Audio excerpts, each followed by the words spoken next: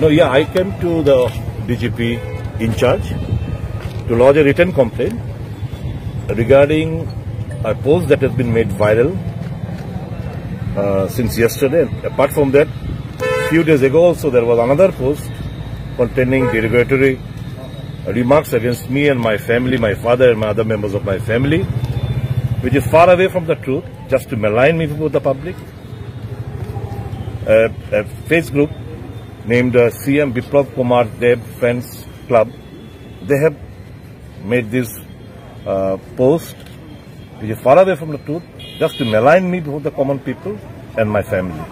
So I just lodged a complaint, and the Director General of Police in charge has assured me of taking necessary appropriate action in this matter.